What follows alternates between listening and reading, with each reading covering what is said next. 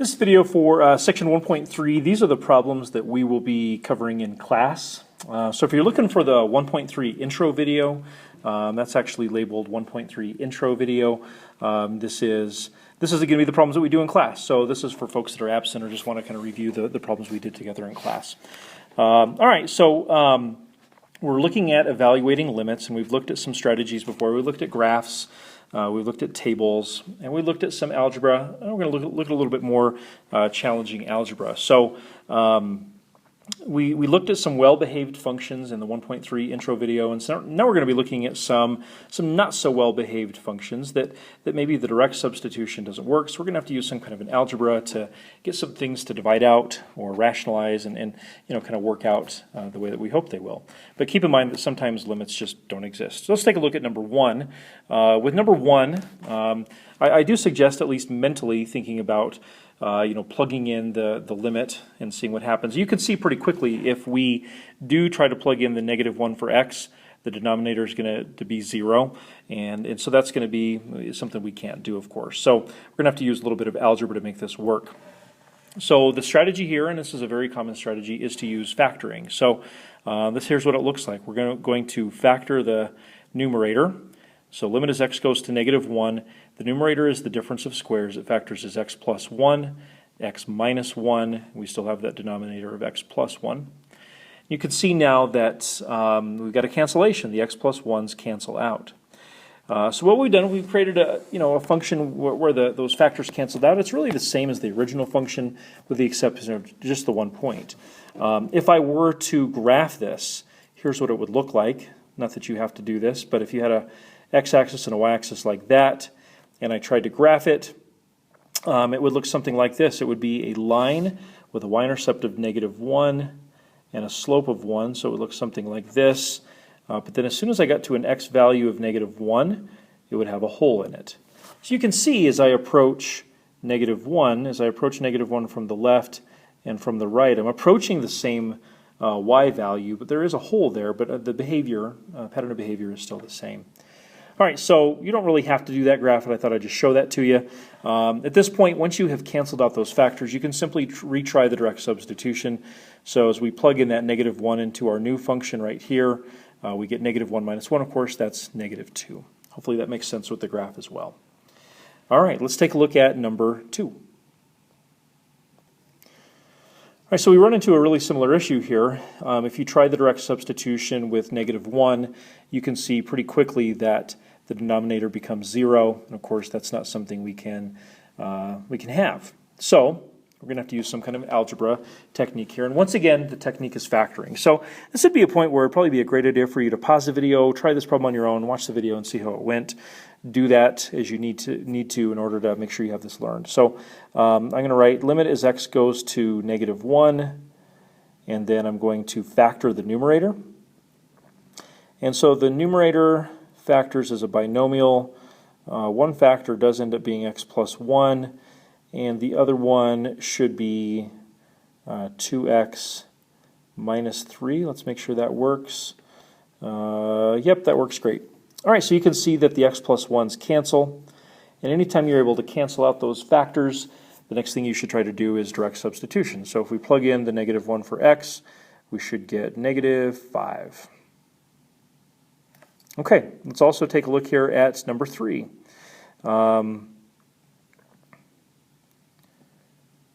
So, like we've done before, let's at least mentally think about plugging in the limit directly like we did before.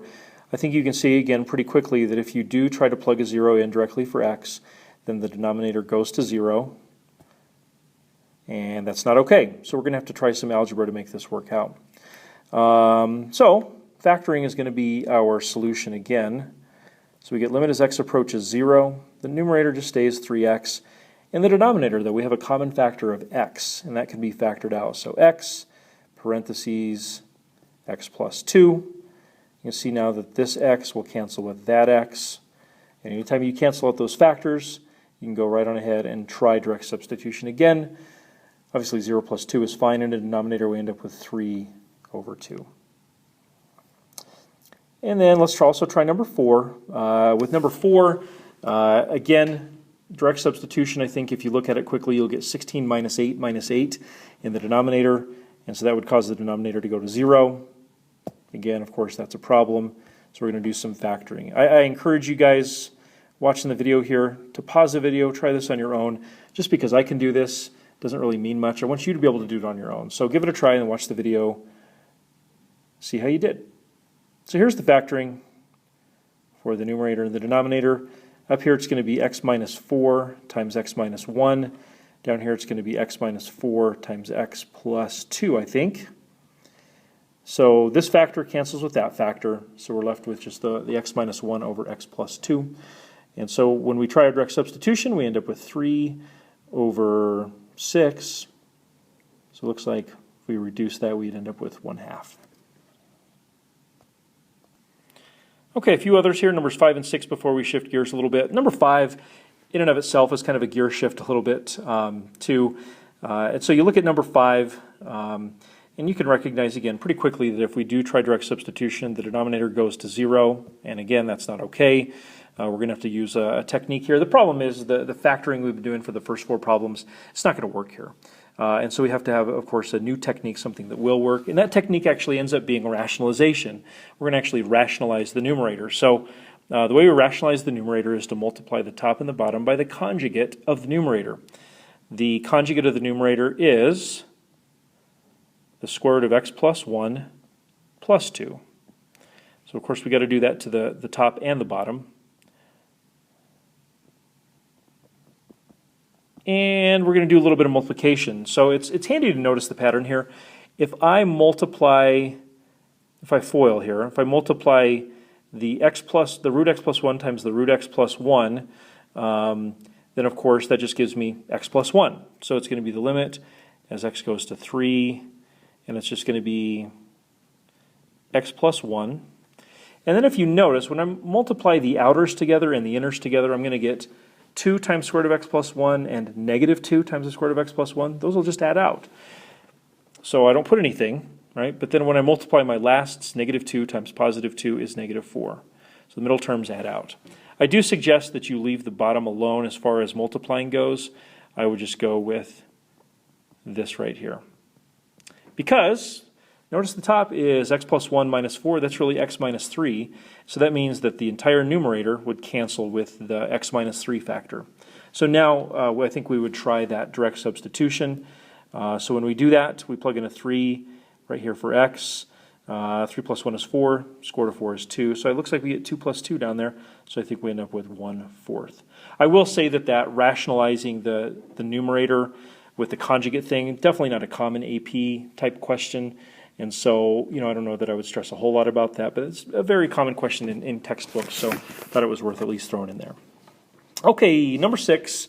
Once again, as we consider just plugging in a 0, we can see that if we did that, the denominator would go to 0, and so that's a problem. So we're going to have to try to fix it, and we are going to go back to factoring here because the denominator is factorable. So it's going to be the limit as x goes to 0.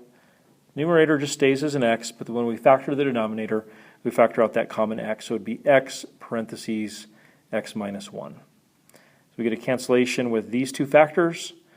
We then are able to plug in the 0 directly, and it looks like we're going to get 1 over negative 1, so it looks like we're just going to be at negative 1.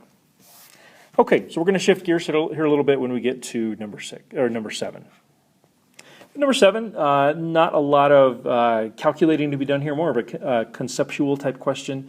You can see that, I made a little mistake here. This table, instead of f of x, this should be g of x. There we go. So I've got a table here for x and g of x, and I'm asked to use that table to estimate limit as x approaches 5 of g of x. So we're estimating, right? So estimating means we're going to use the information at hand as best we can to get as close to the answer that we're asked for. So you can see the x's go from 4 to 4.9 to 4.99. You can see that the x's are getting closer and closer to 5, right? 4 point, a whole bunch of 9s there. Obviously x is getting closer and closer to 5. And as we consider the y values, of course, remember the limit is the pattern within the y values, or the behavior with the y values. You can see that the y values start off here at 11.0003. And as we kind of progress along this pattern of y values, we can see that we're down to 11.00005. Can we be for sure what our answer is? It's just a table, so it's going to be hard to be for certain. But it appears to me, if we're going to use just, simple, realistic numbers here, I think I could safely say that it appears at least that the limit as x approaches 5 of g of x is 11, right? 11 would be a reasonable answer here. Do we know for sure that it wouldn't be 11.000000002? We don't. Using a table here, 11 would certainly be a reasonable answer for sure. Okay, number 8. Let's use your graphing calculator to help you estimate the limit as x approaches 0 of 7 sine of x over x. So I'll just encourage you to just turn to your graphing calculator here, graph that, and look at the behavior around x equals 0 and use that to help you estimate what that limit could be. So on your graph, hopefully you're seeing something like this, where we go down and up and down and up. This is a very rough graph for sure, but of course we're looking here at x equals 0. So as you kind of maybe zoom in a little bit and start looking at the behavior, as you approach 0 from the left, as you approach 0 from the right, it really appears we're approaching the same value. I don't know if you looked at the table here, but if you try to plug in a 0, 7 sine of 0 over 0, that's a DNE, right? It doesn't exist. But as you look at the pattern of behavior, it looks like we're headed towards the same spot. If maybe you count up the little marks on your graph, you can actually see that the limit as x approaches 0 of this 7 sine of x over x ends up being 7. Even though the function does not exist at 0, that doesn't matter. The pattern of behavior of the y values from the left and the right both are headed towards 7. A final technique to consider here when it comes to evaluating limits is what we call the squeeze theorem or the sandwich theorem. This is the last section in our last part of section 1.3. And this would come into play when you have an unknown function or a function that's extremely difficult to handle. We actually could have used this this sandwich theorem on the previous question, number 8, would have worked out fine. But the basic idea here is actually pretty simple. Some function is being sandwiched or being pinched between two other functions. So take a look at this statement right here. If h of x is less than f of x, which is, or less than or equal to, which is less than or equal to g of x on a particular interval, what that means then is that f of x is between h of x and g of x. F of x is in between on a particular interval. And if we approach c for h of x and we approach c for g of x and they both equal the same limit, then that means that f of x as x approaches c will be approaching that same limit. So we just called that limit L right here. So you can see in the picture, right, g of x is pinching down to a certain y value, h of x is pinching down to a certain y value as well. So as they right there coincide, well then if f truly is in between g and h, then wouldn't f have to have the exact same limit as x approaches c? It only makes sense. I hope it makes sense to you. If it doesn't, certainly we can talk about it. Of course, this only holds true when f of x is always between g of x and h of x on the interval that we are concerned with. So we'll do an example here to go along with this number 9. Okay, so with number 9, we kind of maybe skip to the end here. You know, it says find the limit as x approaches 0 of f of x. We really don't know anything about f of x. We really don't know anything at all other than the first statement. And so there's not going to be any like factoring or graphing that we can do here with specifically just f of x. We're going to have to use the other information to kind of help us understand what's going on with f of x. So at the start here it says if 4 minus x squared is less than or equal to f of x, which is less than or equal to 4 plus x squared, that's how we're going to find the limit here. So I'm going to graph these, and I think that the graph will really help. I think we'll find that 4 minus x squared is a parabola, and it is opening down, and it is shifted up 4. So it would look something like this. So this would be 4 minus x squared.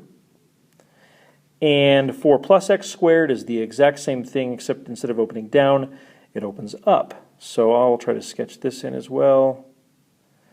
I'll try one more time, hopefully. There we go. So that's 4 plus x squared. And then we are told that f of x is always in between those.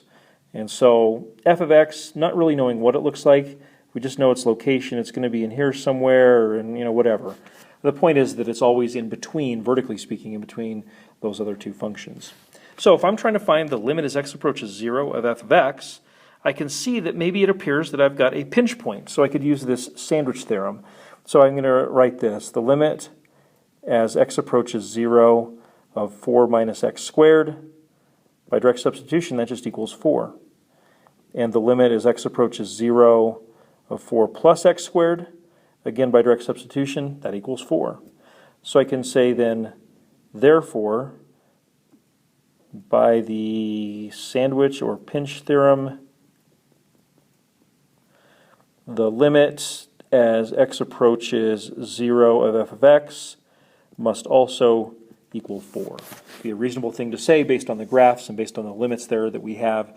We can use the pinch theorem. Okay, so that was section 1.3, the examples we're going to be doing in class. Hope that worked for you. If it doesn't, please let me know. I'll see you soon in class.